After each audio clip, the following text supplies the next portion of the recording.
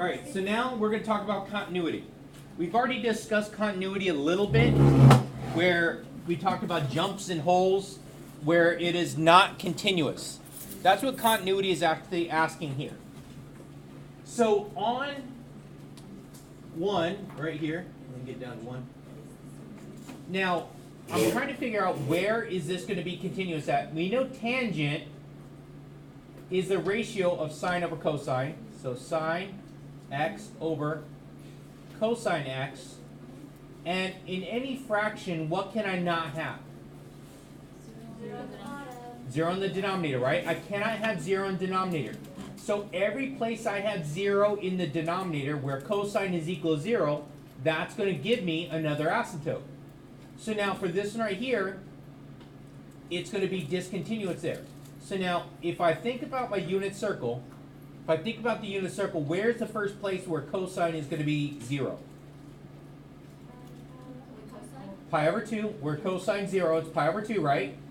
So it's going to be at pi over 2. And where's the next one? So if I'm just going from 0 to pi, so I'm just only going to include there, right? 3 pi halves. So 3 pi halves. If you guys don't have that, unit circle down yet, you got to work on it. You really do. So it is helpful, and it makes life a whole lot easier if you know the unit circle and you can think about it and understand it. It makes a lot of these trig problems so much easier. So we know that it's going to be here and here. So it's going to be so if it's going to be pi over 2, right? And so how much is it including every time? How much is it jumping? Going from here to here, how much did it jump? How far is it apart? 1 what? 1 pi. It's 1 pi apart, isn't it? So it's 1 pi from pi over 2 to 3 pi over 2. So it's going to be discontinuous starting at pi over 2, right? Pi over 2 plus n, which is going to be, since this is going to be a pattern, okay, it's going to repeat over and over again. So n, and how much is it going to go each time? 1 pi. So it's going to be times pi. So, and if you're ever doing something like this, you know what? Test it. You know the next one should be where? No, keep going. So where's this next one? After this, after 3 pi halves comes up what? 5 pi halves. Right? Because on my unit circle, it's going to be here and here, right? So start at pi over 2, went down to 3 pi over 2, okay, and here's 4 pi over 2, then 5 pi over 2, right? 6 pi over 2, 7 pi over 2. Yes? Yes. Okay, so now, is this going to actually work with that? So at one interval, it would be, so at first let's start with 0, where n is equal to 0, right? N is equal to 0, that gives me this. N is equal to 1, so that would give me this. N is equal to 2, that would put me here, right? Yes? 3 would put me here. Yeah, okay, so yeah, that one works for that. And now, so it is going to be discontinuous at all those points. So all those points right there, it's not going to be continuous. There's going to be a vertical asymptote every single one of those. So there is going to be a whole lot of discontinuity. Now, on this next one here, what's the first thing I got to try and figure out here?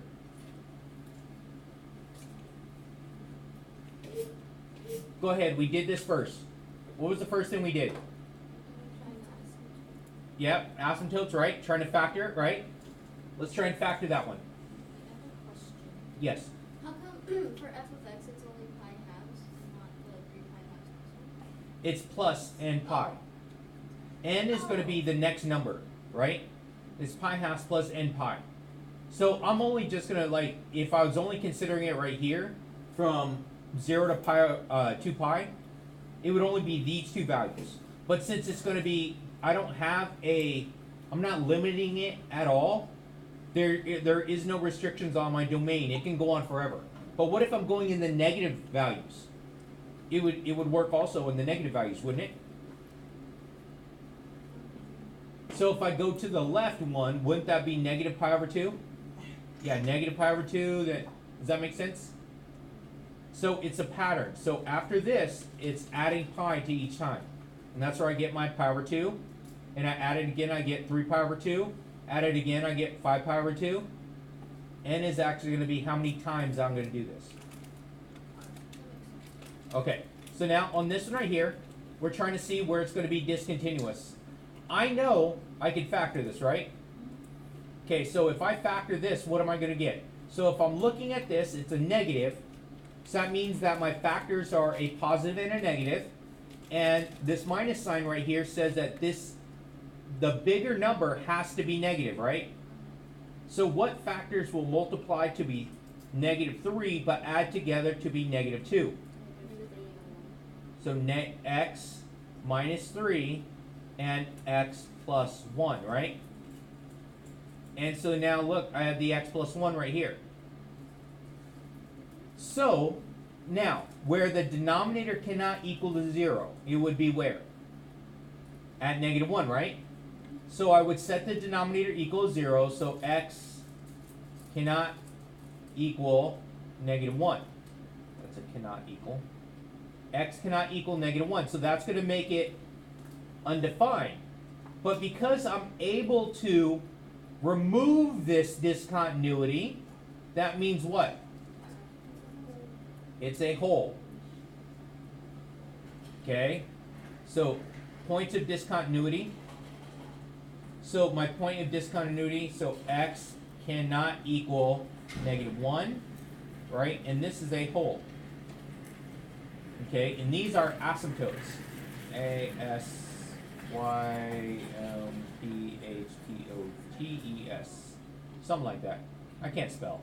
You know what? Phonetically. Go vote. Alright, so now right here. So now, on this one right here, I'm not going to worry about it because it's repeating pattern. What is actually the domain of this going to be? How far to the left of the domain is this going to go? Say negative infinity. Negative infinity. So it goes from negative infinity to what number? Negative 1. Is it going to include negative 1? No. So how do I not include? Parentheses.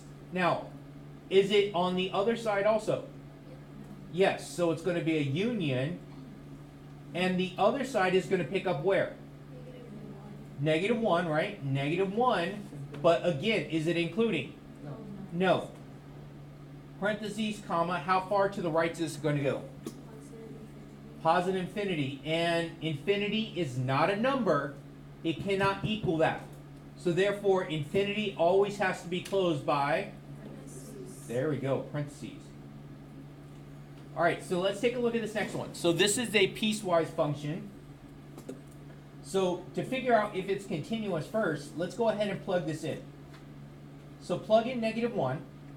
So if I plug in negative 1 here, so negative 1, so that's negative 2 minus 3, which gives me negative 5. Plug in negative 1 here, so that's going to be positive equals negative 4. All right. So because of that, at negative 1, I get two different values.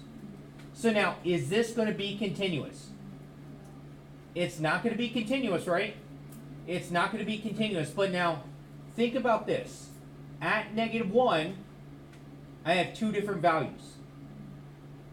I have two different y values here. So what type of discontinuity is that going to be? Say it. That one's a jump. That one's going to be a jump because it's jumping from one to the other. So up here was a hole, here's a jump. So let's take a look at what we're going to have here. So I know for x's that are less than equal to 1, okay, less than equal to 1, so it is discontinuous. So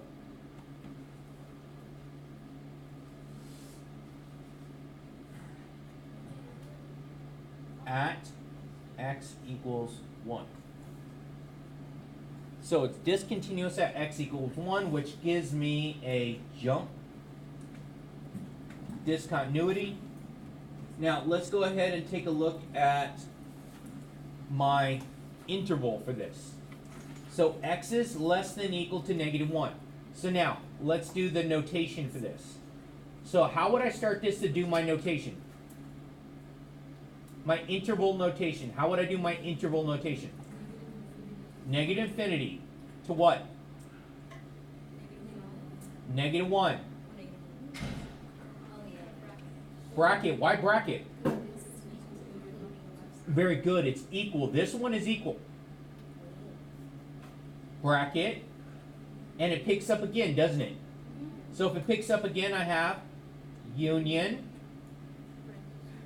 parentheses, -1, because it's parentheses, because on this side it's not equal, right? It's not equal, so it's -1 to positive infinity.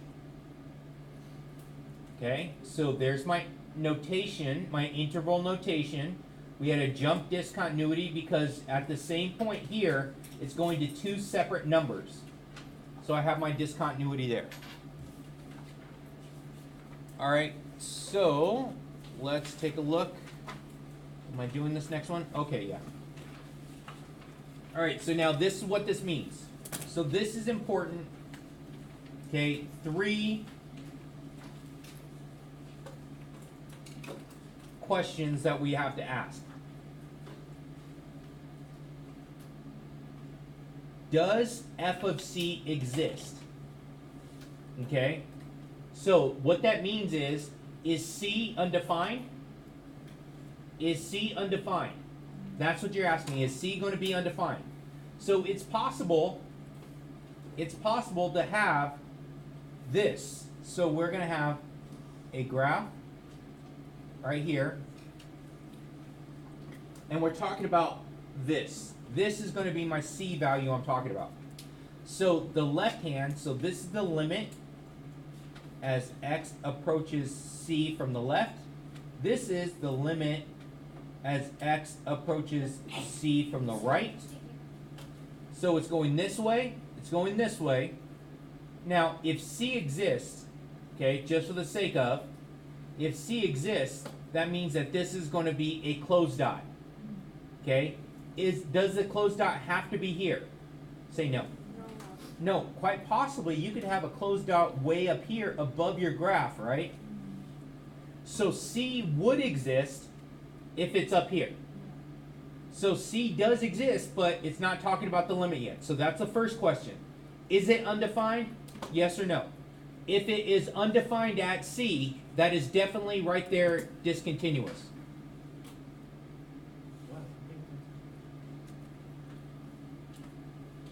This next one says, does the limit f of c exist?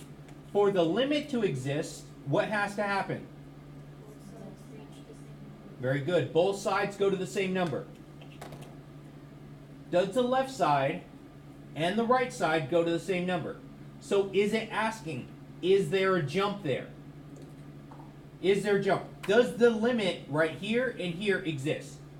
Okay, so but it's asking, if it's not, that would be a jump, which would be like here, I have a closed dot here, and on the other side, I have an open dot and going up like this.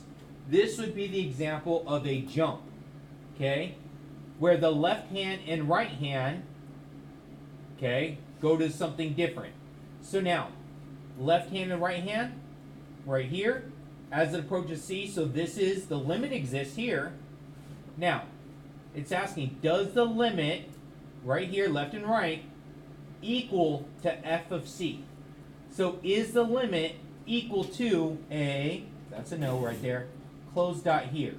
That's what it's looking for. Okay? This is what this means. So the limit is here from the left, the limit from the right is here. and it's a closed dot, they go to the same number, and it is a closed dot right there. So, here's my roller coaster. I'm on the roller coaster. Okay, on the roller coaster right here, and once I approach C, do I have to worry about dying? No. Okay, I just keep going. Okay, now, up here, this one, roller coaster. Okay, roller coaster. Do I have to worry about dying here? Yeah. Okay, that's a dead guy. Okay, now try it again. Example here. Okay, so the limit going this way, this is that hole that I came up with, right? Even though I was able to remove the discontinuity, but because of that, it's still undefined at that point. So on my roller coaster here, I have a hole in the track. I got to worry about dying again, right? It's not a good thing. So it's asking continuous. This is not continuous. If my function is equal up here, that is not continuous. And if my function has a jump, that is also not continuous. I think I've given you all three examples there. Okay, this is actually really, really helpful. This third one, okay, is everything together. They say you need to know three things, but it's basically this. Just broken down in three different parts. All right, so I'm going to skip this, and you guys will come back to the additional practice. And because I have a joke to tell. No, your hair. Okay, intermediate and extreme value theorems.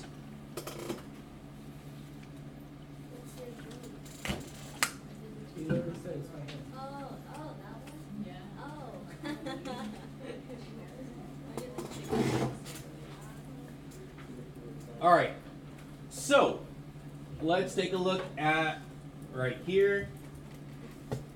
Now, to go along with my joke, I'm starting at this point here. Here's my road. My road is some point over here. That's the road. And here's this spot on the other side of the road. Okay, so I have this spot on this side of the road where I start, and there's this spot on this side of the road. I'm coming over here, okay, I'm at Christian's house, and there's a chicken sitting there, and so I'm like, there's a chicken there. I'm like, really? There's a chicken. Why do you have a chicken? I don't know. Yeah, seriously? Yeah, anyway. So I come back later.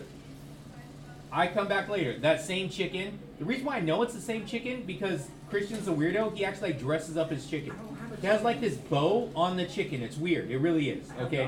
Has a little hat. Sounds like something he would do. Yes, has a little hat on the chicken too. And it's not like a regular baseball cap. It's like a top hat. So you cannot miss this chicken. So when I come back, the chicken is over here. It's now on the other side of the road. So the intermediate value theorem says that if starting over here and I came back, he's over here, what can I conclude? That the chicken crossed the road, right?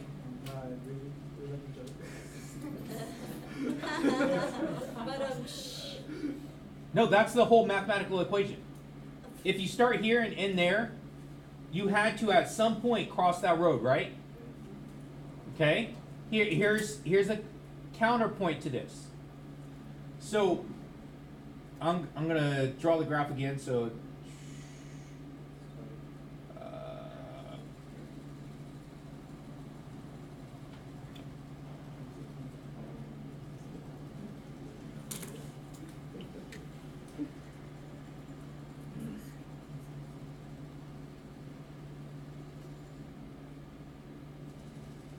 okay.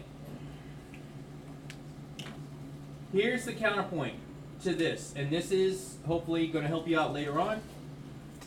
I show up at Christian's house again. There's that chicken wearing a top hat. It's right there, right? There's the road. I come back 30 minutes later. The chicken's just over here now. Can I assume can I say that at some point that chicken crossed the road if I came back and he's over here? Yeah. No.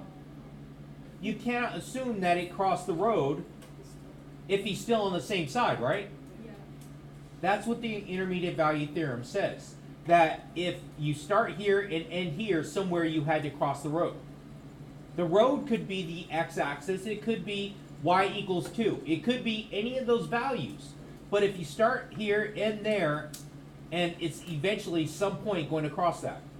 Same thing goes for here. I start here and here, and since when I came back, he's on the same side of the road, but I can't say that he crossed it. That's what the intermediate value actually is used for. Does that make sense? Yeah, you'll come to like the joke later on. After you learn it, you'll be like, oh, hey, yeah. How'd you set a joke for that? Okay. If I was to make the exact same joke, He's already taught me. Probably had his own. You weren't paying attention, were you? I looked down there. Most likely. Okay. All right, so let's take a look at extreme value theorem. Extreme. If f is continuous on a closed interval, closed is always important to understand. Closed means that there is brackets. Closed is brackets. Open would be A, comma, B. Not including the endpoints. That is the open. Then f has both a maximum value and a minimum value on the interval.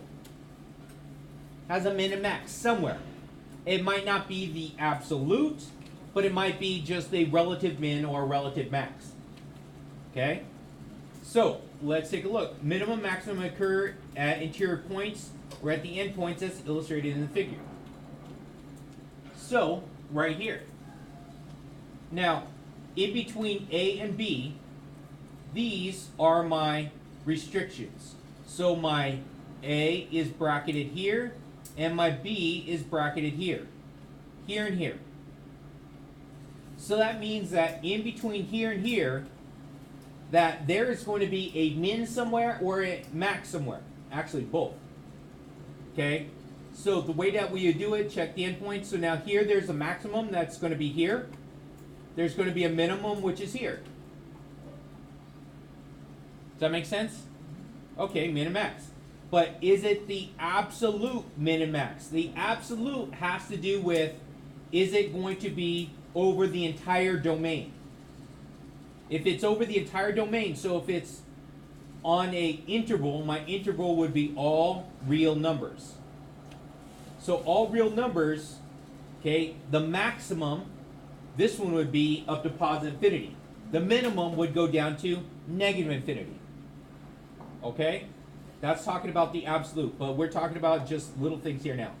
Now on this one, it has a maximum and minimum at the endpoints. From my A to the B. Now, it's possible, okay, to actually figure these out. So if I'm actually doing derivatives, I would find these, okay? And then if you don't get it from your derivatives, you check the endpoints to see if they're actually greater. That is possible here.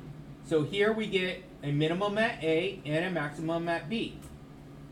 So now from here, okay, minimum at endpoint, okay, so right here, from A to B, so we have a minimum at the endpoint and a maximum right here. This is a parabola. This is kind of like a negative x squared, right? Negative x squared for this. So because of that, I'm going to have a maximum here that's in between, and I'm going to have a minimum at the endpoint over here. Those are the extreme values of that. Okay, so now for this right here, this is the interval from -4 to 4, -4 to 4. Okay, now for this one, can I actually say I could actually find this using the extreme value? Oh, wait, let me slide down a little bit. Can I say yes? Can I use the extreme value on this one? Say no. No. Why no? Because you said to say no. It's because what? No? It is not continuous. Very good. It is not continuous. Because to use that, we had to state that it's going to be continuous right here. F is continuous on the closed interval. Oh, there's two closed intervals. Yes. So, is this closed? No, it's not. From -4 to 4, it's not closed. And even more, would it be from -4 to 1? Would that be closed? Say no. No. Is that open? That one right there is open, isn't it? Okay, could I take a closed interval from 1 to 4? Yes, I could. From 1 to 4, there's closed, there's closed. So I could do it over that part, but not over all of it. Okay? So, right here, I wouldn't be able to do that. Okay? Now, we could do for this one here. Does that make sense? Since we couldn't actually get it here to here because I can't use that, I can't use the endpoints because it has to be bracketed. It has to be closed. This is closed, so I could bracket this. So I'm going to have that value is my max, that value is my min, right? Okay. All right, so let's take a look at the additional practices. So we got about 10 minutes left. So if you guys want to work together, you've got additional practices here. I didn't get to do the concept of derivatives. That other class, you guys actually haven't got that far yet anyway. So you guys can do the practices on the continuity and the extremes and intermediate value. All right, don't forget, like and subscribe.